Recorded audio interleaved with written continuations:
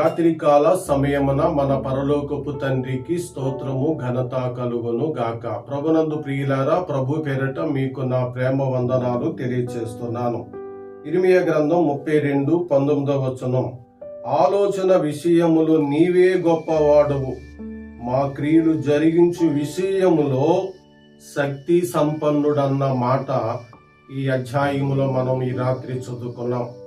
మన దేవుడు ఆలోచన విషయములో గొప్పవాడు, అంతేకాదు క్రియలను జరిగించటంలో గొప్పవాడు.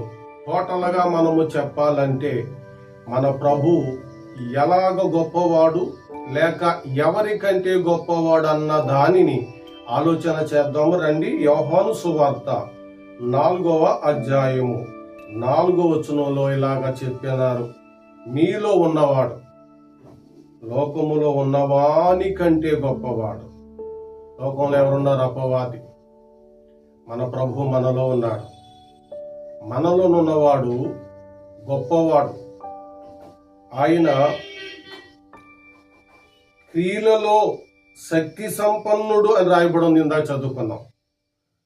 కానీ అపవాది ఏ క్రియ చేయలేదు. అపవాది నాశనం మాత్రమే చేస్తాడు. కానీ వాడు గొప్పవాడుగా కనపడుతున్నాడు లోకానికి. లోకంలో వాడు గొప్పవాడే, కానీ మనకు ప్రభు గొప్పవాడు. ఈ లోకములో ఉన్నవాని కంటే గొప్పవాడు మన ప్రభు. కాబట్టి నమ్ముట నీ వలనైతే నమ్మువానికి సమస్తమును సాధ్యము. మార్కు సువార్త 9:21 భాగంలో 23 భాగంలో ఉంది. ఈ రాత్రి నువ్వు నమ్మితే ఈ అపవాదిని రోమపత్రిక 16:20 ప్రకారంగా శీఘ్రముగా నీ కాళ్ళ కింద ఆయన చితక త్రొక్కించు దేవుడై ఉన్నాడు. నీకు జయమిచ్చు దేవుడై ఉన్నాడు.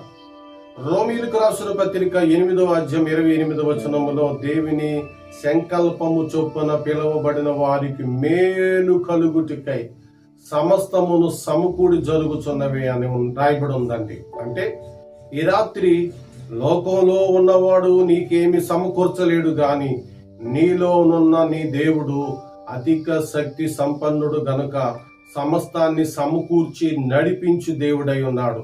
ఈ రాత్రి నీ పనుల భారం, నీ జీవితములో ఉన్న కష్టాలు ఆయన మీద మోపుకో.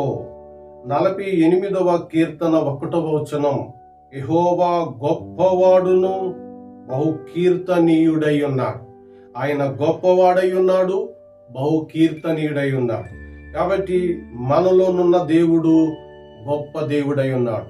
కాబట్టి నరుల విషయంలో భయపడకు.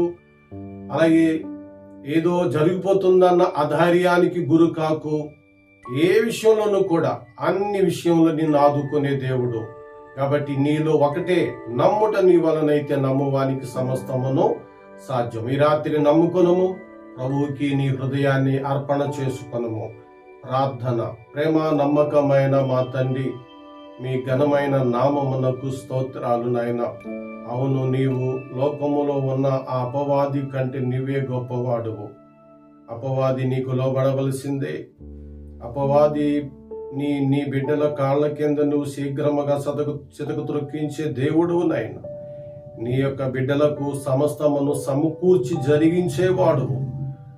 8:28 రోమపత్రికలో ఉన్న మాటను మాకెంతో కార్యాలు చేయించినావు నాయన.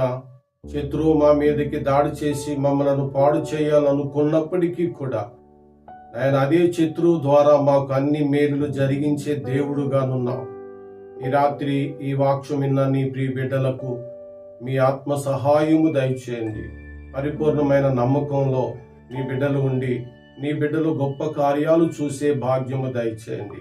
ఉదయం నుండి సాయంత్రం వరకు కాపాడినందులకు స్తోత్రాలు చెల్లిస్తూ నాయనా, ఈ రాత్రి గడియలలో మమ్మల్ని అందరినీ కూడా పేరు పేరు చొప్పున దీవించండి.